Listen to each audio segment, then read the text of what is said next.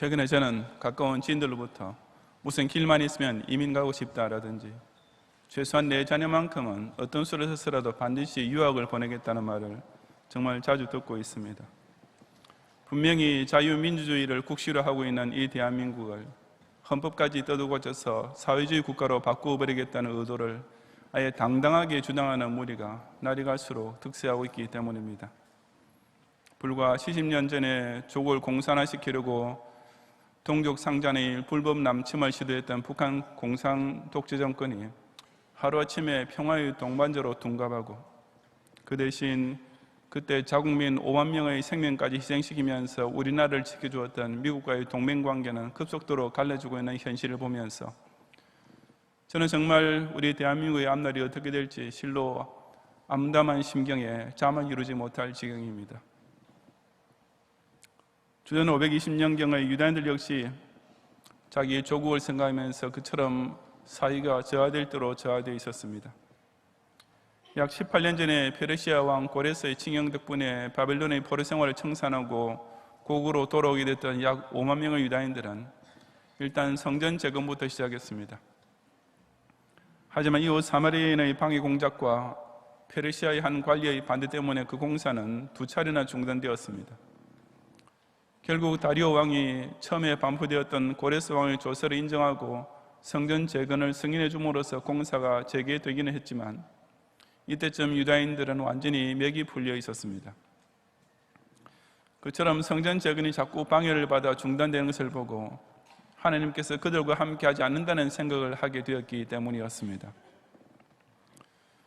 바로 그런 상황에서 하나님께서는 스가랴 선지자를 통해 유다인들을 격려하는 소망의 메시지를 전해주셨는데 그것이 곧 내가 너희에게로 돌아가리라는 말씀이었습니다.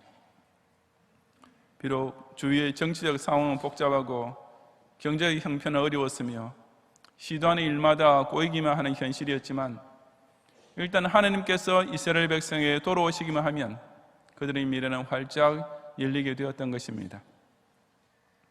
이 시간 저는 그 전능하시고 자비로우신 하나님께서 오늘날 역시 과연 어떤 민족을 끝까지 버리지 않으시고 반드시 회복시켜 주시는지를 함께 상고해 보고자 합니다. 첫째, 회개를 통하여 대신 관계부터 먼저 회복하는 백성에게 하나님께서는 즉시 돌아오십니다. 본문 1절부터 6절까지 함께 봉독하겠습니다. 다리오 왕 제2년 8째 달에 여호와의 말씀이 이또의 손자 베레가의 아들 선지자 스가랴에게 임하니라. 이르시되 여호와가 너희의 조상들에게 심히 진노하였느니라. 그러므로 너는 그들에게 말하기를 만군의 여호와께서 이처럼 이르시되 너희는 내게로 돌아오라. 만군의 여호와의 말이니라. 그리하면 내가 너희에게로 돌아가리라. 만군의 여호와의 말이니라. 너희 조상들을 본받지 말라. 옛적 선지자들이 그들에게 외쳐 이르되 만군의 여호와께서 이같이 말씀하시기를 너희가 악한 길 악한 행위를 떠나서 돌아오라 하셨다나 그들이 듣지 아니하고 내게 귀를 기울이지 아니하였느니라. 여호와의 말이니라. 너희 조상들이 어디 있느냐? 또 선지자들이 영원히 살겠느냐? 내가 나의 종 선지자들에게 명령한 내 말과 내 법도들이 어찌 너희 조상들에게 임하지 아니하였느냐? 그러므로 그들이 돌이켜 이르기를 만군의 여호와께서 우리 길대로 우리 행위대로 우리에게 행하시려고 뜻하신 것을 우리에게 행하셨도다 하였느니라. 아멘. 다리오 왕 제2년 8째 달 유다인들이 성전 공사를 두 번째로 재개하려 할 즈음에 하나님께서는 선지자 스가랴를 통해 지금 그들에게 가장 급한 일이 무엇인지를 일깨워 주셨습니다. 그것은 너희는 내게로 돌아오라는 회개의 촉구였습니다. 왜냐하면 지금 이스라엘이 겪고 있는 문제의 모든 근원이 바로 그들의 죄에 기인한 것이기 때문이었습니다. 하나님께서는 너희의 조상들에게 심히 진노하셨다고 했습니다. 옛날 남주 유다와 북쪽 이스라엘로 나누어 있을 당시의 이스라엘 선조에게 크게 진노하셔서 그들의 나라를 망하게 하시고 그 살아남은 백성은 바벨론의 포로가 되게 하셨던 것입니다. 그 이유는 그들이 하나님 말씀을 거역하고 악한 길, 악한 행위에 빠졌기 때문이었습니다. 그때도 선지자들이 그들에게 외쳐 하나님 말씀을 전했었지만 그들은 듣지 않았습니다. 그리고 그런 선지자를 통해 선포하신 말씀을 듣지 않았던 것은 곧 내게 귀를 기울이지 아니한 것, 즉 하나님의 육성을 듣고도 순종하지 않은 것과 똑같다고 하셨습니다. 너희 조상들이 어디 있느냐, 또 선지자들이 영원히 살겠느냐는 말씀은 바로 그 불순종의 결과로 닥쳐오게 되었던 징벌의 날을 상기시켜 주시는 말씀입니다. 그처럼 회개하지 않던 조상들은 끝내 다 벌을 받고 죽고 말았습니다. 선지자를 통해 회개를 촉구하며 기회를 주는 것도 결코 영원할 수는 없는 일이었던 것입니다. 하지만 내 말과 내 법도, 즉 그 선포된 하나님의 말씀은 그 불순종한 조상들에게 정확히 그대로 임하게 되었습니다. 그리고 그런 예루살렘의 멸망의 날을 당하게 되었을 때야 비로소 그들은 돌이켜 즉 후회하며 말하기를 만군의 여호와께서 우리 길대로 우리 행위대로 우리에게 행하셨다라고, 즉 자기네가 당해 마땅한 벌을 하나님께서 내리셨다고 통탄했던 것입니다. 그것이 이스라엘의 망국의 원인이었음을 깨닫는다면 지금 고국에 돌아와서 나라 재건을 하려 하는 유다인에게 가장 필요한 급선무는 곧 민족적인 회개였습니다. 먼저 각 개인이 하나님께로 돌아가는 회개가 있을 때 하나님께서 그들에게 돌아오시며 그들의 조국을 회복시켜 주시는 일도 따라올 수 있는 것이었기 때문입니다.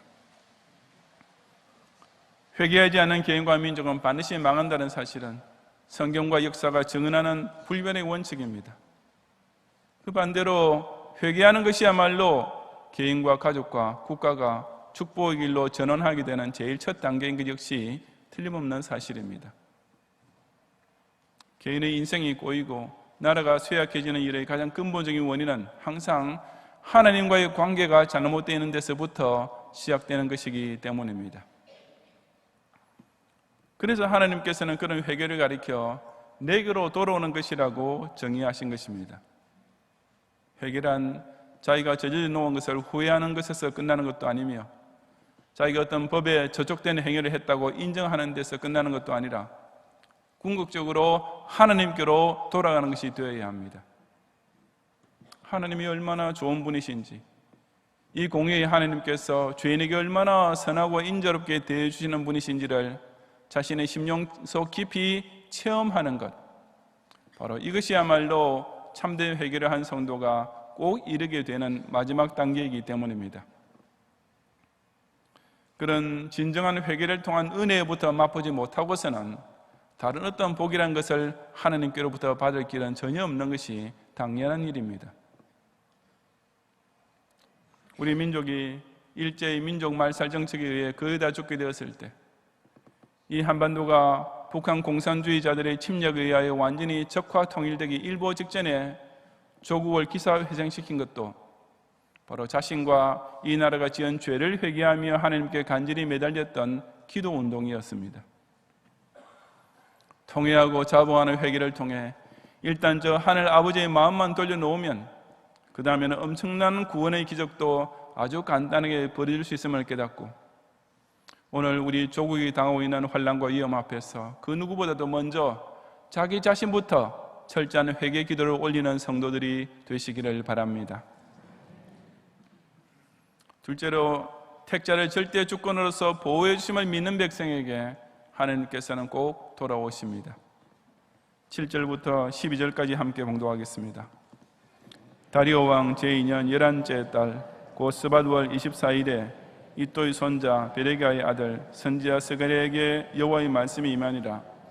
내가 밤에 보니 한 사람이 붉은 말을 타고 골짜기 속 화석류 나무 사이에 섰고 그 뒤에는 붉은 말과 자줏빛 말과 백마가 있기로 내가 말하되 내 주여 이들이 무엇이니까 하니 내게 말하는 천사가 내게 이르되 이들이 무엇인지 내가 내게 보이리라 하니 화석류 나무의 사이에 선 자가 대답하여 이르되 이는 여호와께서 땅에 두루 다니라고 보내신 자들이니라. 그들이 화석류 나무 사이에 선 여호와의 천사에게 말하되 우리가 땅에 두루 다녀 보니 온 땅이 평안하고 조용하더이다 하더라.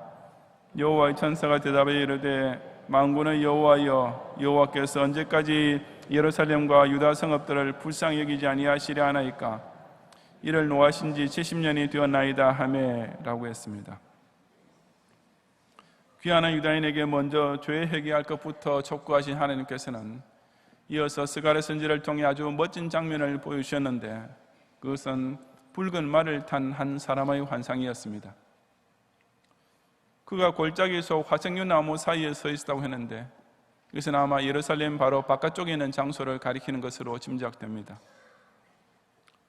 그 사람 뒤에 붉은 말과 자줏빛 말과 백마가 있었다고 했는데, 그래서 그 말들만 있었다기보다는 그 말들 위에도 역시 각각 말을 탄 사람들도 있었다고 보는 것이 이어지는 10절 문맥과 자연스럽게 연결됩니다. 다시 말해서 붉은 말을 탄 사람이 어떤 지휘관처럼 앞장서 있고, 그 뒤에 붉은 말과 자줏빛 말과 백마를 탄 사람들이 옹위하고 서 있는 장면을 스가랴 선지자가 보게 되었던 것입니다. 말이라는 동물은 특히 그 당시에는 힘의 상징인 동시에 종교의 상징이기도 했습니다. 그러므로 본문은 그 말 탄 사람이 능력이 있고 존귀한 신분을 가지고 있음을 나타냅니다.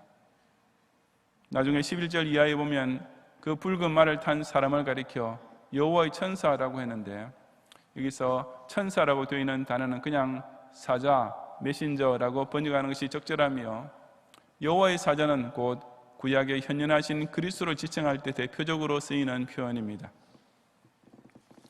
스가랴는 이런 환상을 보면서 내게 말하는 천사, 즉 자기 곁에서 설명해 주는 천사를 통해 그 보고 있는 장면의 뜻을 깨달아가게 되었습니다. 그가 그 천사에게 이 말탄 사람들이 무엇을 하는 자들이냐고 물어보자, 천사는 이는 여호와께서 땅에 두루 다니라고 보내신 자들이라고 대답해 주었습니다. 즉 그들은 하나님의 명을 받아 세상 일들을 두루 살피고 있는 하나님의 사자들이었습니다. 그리고 그들은 그처럼 정찰 임무를 마친 후에 화석류 나무에 쌓인 여호와의 사자, 즉 8절의 붉은 말을 탄 사람에게 돌아와서 보고를 했습니다. 그 내용은 우리가 땅에 두루 다녀보니 온 땅이 평안하고 조용하더이다 라는 것이었습니다. 이 말은 유다는 멸망당하고 폐허가 되어 있으며 귀환한 유다인들은 그처럼 낙심 가운데 있지만, 반면에 온 땅의 이방 열국은 번영을 누리며 평안한 가운데 있다는 뜻입니다. 즉 여기서 온 땅이 평안하다는 말은 그 이방 민족들이 하나님 앞서 자기네의 안녕과 번영을 두고 교만에 빠져 있었다는 의미인 것입니다. 그런 보고를 들은 여호와의 천사, 즉 붉은 말을 타고 계시던 그리스도께서는 만군의 여호와여, 여호와께서 언제까지 예루살렘과 유다 성읍들을 불쌍히 여기지 아니하시려 하나이까? 이를 노하신 지 70년이 되었나이다 라고 탄원의 기도를 올립니다. 이런 환상이 뜻하는 바가 무엇입니까? 그것은 곧 하나님께서 온 세상과 역사를 항상 주관하고 계신다는 사실입니다. 유다가 멸망당하고 70년의 세월이 흐르는 동안 그들은 철저히 하나님께로부터 잊히고 버림당한 민족처럼 보였습니다. 반면에 그러는 동안 이방 열국은 마치 하나님과 상관없이 제멋대로 권세를 휘두르며 이스라엘 백성 위에 군림하고 있는 것처럼만 보였습니다. 하지만 사실은 그것이 아니었습니다. 바로 그 70년 기간 중에도 그 모든 역사와 사건들을 두루 살피고 다스리시는 진짜 권위는 오직 하나님의 손안에 꽉 잡혀 있었습니다. 그 어떤 것 하나라도 하나님 눈 밖에서 사람이 마음대로 하는 일 혹은 우연히 벌어지는 일이란 전혀 있을 수가 없었습니다. 그리고 무엇보다 이스라엘 백성이 징벌을 받는 동안에도 그들을 위해 긍휼을 베풀어 주고자 하시는 하나님의 자비하심은 여전히 발동되고 있었으며, 바로 그것이 곧 이 말탄 자들의 환상을 통해 하나님께서 스가랴 선지자에게 알려주고 계셨던 사실이었습니다. 택함받은 백성은 이처럼 만사가 하나님의 절대적인 주권 아래 움직이고 있음을 철저히 믿고 그 어떤 경우에도 이것만 의지해야 합니다. 아무리 사람 눈에는 모든 것이 잘못되어 가는 것처럼 보여도 그것조차 전능하신 하나님의 손안에서 지극히 완벽하게 모든 것이 합력하여 선을 이루는 길로 가고 있다는 사실을 추호도 의심치 말아야 합니다. 아무리 사람 눈에는 자기에게 저주와 벌만 쏟아지는 것처럼 보여도 바로 그 순간에조차 당신의 택자를 향한 하나님의 인애와 자비는 조금도 줄어들지 않고 여전히 변함없이 발휘되고 있으며, 따라서 그 진노와 징벌은 곧 끝날 수밖에 없는 것입니다. 우리가 운수가 나빠서 천재지변의 재난을 당한다고만 생각한다면 정말 얼마나 답답한 일이겠습니까? 국력이 약한 까닭에 더 힘이 센 열강들에게 시달림을 받을 수밖에 없다고만 생각한다면 그 얼마나 억울한 일이겠습니까? 하지만 절대 주권자께서 살아계심을 믿는 성도는 자기 주위에 일어나는 만사나 조국과 민족의 역사에서 일어나는 사건들을 결코 그렇게 보지 않습니다. 모든 일이 오직 하나님의 관할 아래, 그분의 권위 아래, 그리고 무엇보다 그분의 긍휼 아래 있음을 확고부동하게 믿음으로써 현재 당하고 있는 불행이나 환난 중에도 결코 낙심치 말고 반드시 당신의 백성으로 돌아오셔서 결국 구원의 주가 임하신 이 전능자를 끝까지 의지하는 성도들이 되시기를 바랍니다. 셋째, 교회 중심으로 살 때 누리게 되는 축복의 소망을 거는 백성에게 하나님께서는 반드시 돌아오십니다. 13절 이하 17절까지 함께 봉독하겠습니다. 여호와께서 내게 말하는 천사에게 선한 말씀, 위로하는 말씀으로 대답하시더라. 내게 말하는 천사가 내게 이르되 너는 외쳐 이르기를 만군의 여호와의 말씀에 내가 예루살렘을 위하며 시온을 위하여 크게 질투하며 아니란 여러 나라들 때문에 심히 진노하나니 나는 조금 노하였거늘 그들의 힘을 내어 고난을 더하였습니다. 그러므로 여호와가 이처럼 말하노라. 내가 불쌍히 여김으로 예루살렘에 돌아왔은즉 내 집이 그 가운데 건축되리니 예루살렘 위에 먹줄이 쳐지리라. 만군의 여호와의 말이니라. 그가 다시 외쳐 이르기를 만군의 여호와의 말씀에 나의 성읍들이 넘치도록 다시 풍부할 것이라. 여호와가 다시 시온을 위로하며 다시 예루살렘을 택하리라 하라 하니라. 아멘. 유다와 예루살렘을 향하여 이스라엘 백성을 향하여 긍휼을 속히 베풀어 주십사 하고 간구하는 그 여호와의 사자의 중보기도를 들으신 하나님께서는 선한 말씀, 위로하는 말씀으로 대답해 주셨습니다. 그것은 곧 내가 예루살렘을 위하며 시온을 위하여 크게 질투하며 아니란 여러 나라들 때문에 심히 진노하나니 라는 말씀이었습니다. 비록 이스라엘 백성이 죄를 짓긴 했지만 그들을 위해 오히려 질투하시게 되는 것이 어쩔 수 없는 하나님의 성품이었습니다. 그 이스라엘을 징벌하기 위해 들으셨던 이방의 여러 나라들이 자기네가 하나님의 선민이라는 민족을 멸망시켜 버렸다고 교만해하는 꼴을 보이자 하나님께서는 오히려 그 범죄한 자기 백성을 편들으시는 마음으로 가득 차게 되셨던 것입니다. 이처럼 택한 백성을 향해 자동적으로 넘치는 긍휼은 하나님 당신께서도 스스로 어쩔 수 없는 일입니다. 그래서 마치 자기 아들이라면 아무리 잘못한 일이 있어도 결국 용서하고 사랑하지 않을 수 없는 아버지의 심정과 똑같은 것이었습니다. 그렇다면 그런 하나님 아버지의 사랑이 결국 어떻게 표현되었습니까? 그것이 곧 내가 불쌍히 여김으로 예루살렘에 돌아왔은즉 내 집이 그 가운데 건축되리니 라는 말씀 속에 나타나 있습니다. 예루살렘 위에 먹줄이 쳐지고 즉 성전을 지어 올릴 터가 지정되고 그 가운데 내 집, 즉 성전이 더 이상 방해를 받지 않고 순조롭게 건축됨으로써 하나님의 긍휼하심이 확증될 것이라는 말씀입니다. 그 성전을 중심으로 이스라엘의 모든 다른 성읍들도 넘치도록 다시 풍부한 복을 받게 되며 시온은 하나님의 위로를 받고 예루살렘은 다시 택함을 받는 회복의 은총을 누리게 될 것이라고 했습니다. 이처럼 귀환한 유다인들은 바로 성전 재건의 완성을 통해 하나님께서 그들에게 내리시는 온갖 복을 다시금 풍성히 누리게 될 것이었습니다. 하나님께서는 그 택한 백성에 복 주실 때 반드시 교회를 통해 축복하십니다.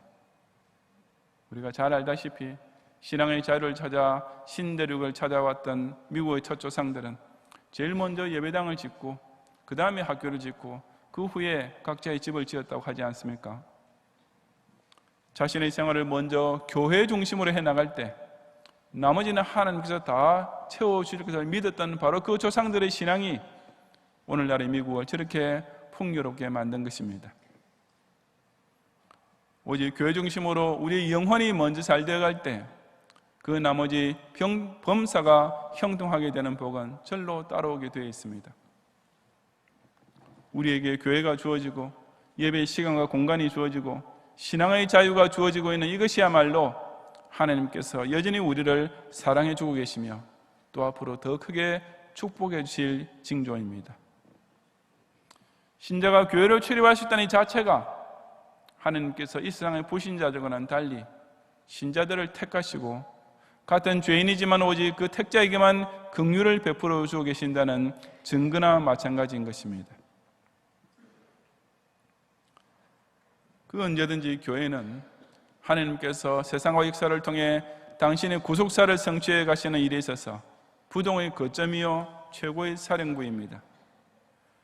그런 까닭에 교회가 번성할 때 그 나라가 잘 되고 교회가 복을 받을 때 그 민족의 전성기를 이루게 된다는 것은 세계사가 고스란히 증명해 주는 사실입니다. 북한 동포를 해방시키기 위하여 간절히 기도하는 성들이 모여있는 교회들이 곳곳에 산성과 여수처럼 우뚝 서 있는 한 하나님께서는 우리 민족을 계속 위로해 주실 것입니다. 마지막 시대의 세계 선교 완성을 위해 크게 쓰일 별들을 준비하는 신학교들과 후원하는 선교회들이 기지와 보급창고처럼 즐비하게 세워져 있는 한 하나님께서는 우리 조국의 성읍들까지도 넘치도록 복을 내려 주실 수밖에 없는 것입니다. 그러므로 교회가 너무 많다 하는 비판은 결코 성립될 수 없습니다. 문제는 바른 교회가 적고 이단 교회가 많다는 데 있는 것이지, 이 나라 방방곡곡 어디를 가도 십자가 탑이 보인다는 사실은 어디까지나 우리 대한민국이 받은 축복의 징표일 뿐입니다. 나라가 불안하게 흔들리고 민족의 장래가 걱정될수록 더욱 이 땅에 교회를 바로 세우는 먹줄을 침으로써 그 언제든지 예루살렘과 시온을 위하여 질투하시며 열국의 진노를 내리시는 하나님께서 우리 조국을 결코 버리지 않으시고 반드시 우리에게로 돌아오시게 하는 성도들이 되시기를 바랍니다. 성도 여러분, 어린아이가 이웃집의 힘센 아이에게 괴롭힘을 당하면 우리 아버지가 돌아오실 때 보자 하면서 스스로 그 서러움을 달랩니다. 남편이 피치 못할 사정으로 멀리 외지에 가 있고 혼자 어렵게 자식을 키우면서 살림을 꾸려가는 아내는 자기 남편이 돌아오기만 하면 그 모든 어려움과 고통에서 벗어나 행복하게 살게 될 것을 바라며 손꼽아 기다리게 됩니다. 하지만 한 민족과 나라가 혼란과 불안에 빠졌을 때 그저 한 명의 훌륭한 정치가가 나타나서 그 모든 문제를 다 해결해 주기를 기대한다는 것은 참으로 요원한 일입니다. 특히 대한민국의 고질적인 정치병을 과연 누가 고쳐낼 수 있겠습니까? 이 대한민국의 건국 이념 자체부터 흔들고 있는 종북 좌파의 발악을 과연 어떤 한 명의 지도자가 잠잠하게 만들 수 있겠습니까?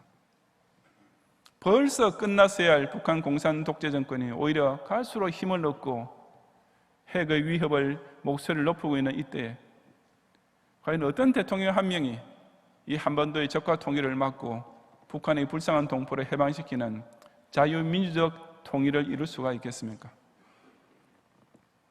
그렇게만 생각해 본다면 정말 막막하기 그지없는 현실이 아닐 수 없습니다. 하지만 저와 여러분에게는 마지막으로 남아있는, 마지막이면서도 실상 가장 믿음직한 희망이 있습니다. 바로 살아계신 하나님께서 이 나라와 이 민족에게로 돌아와 주시는 것입니다.